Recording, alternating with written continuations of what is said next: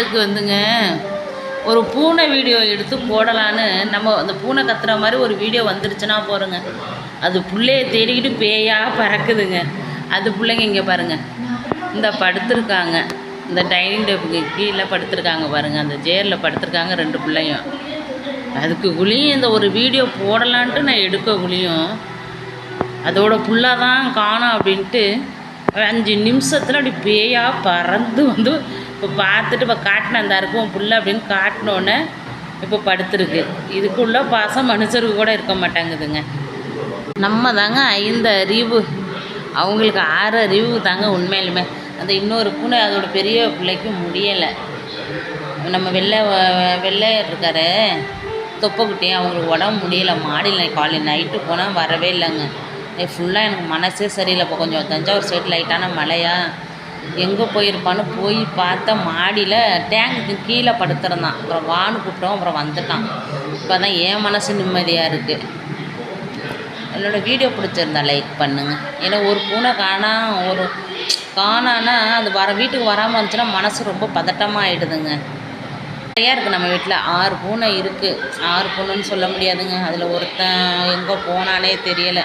இப்போதைக்கு இருக்கிறது 4 தாங்க இருக்குது. 2 பேர் இல்லைங்க. 2 பேர் எங்கேயும் மிஸ் ஆகிட்டாங்க. ஒருத்தவங்க அவங்க ஏதோ இறந்து போனதை நான் பார்த்தேன்.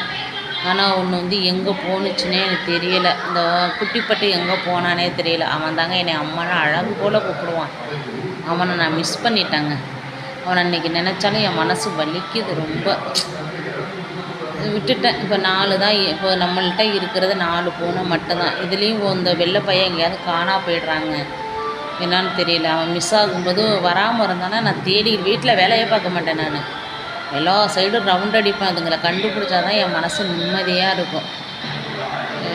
அது எப்படி சொல்கிறதுன்னு தெரியலைங்க. வளர்த்துட்டாதாங்க தெரியும். சில பேர் பூனை நாயின்னா ஏன் இப்படி பண்ணுறாங்கன்னு நினைக்கிறாங்க. வளர்க்குறவங்களுக்கு மட்டும்தான் வலியும் வேதனையும் தெரியும்.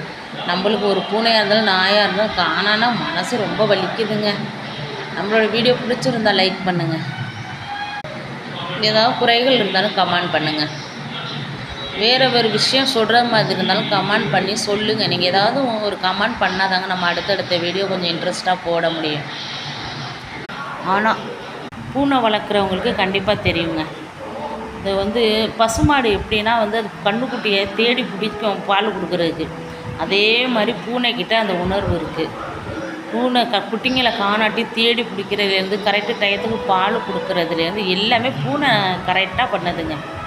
பால் கொடுக்குறது எல்லாமே பிடிச்சிருந்தா லைக் பண்ணுங்கள். என்னோடய சேனல் பிடிச்சா லைக் பண்ணுங்கள்.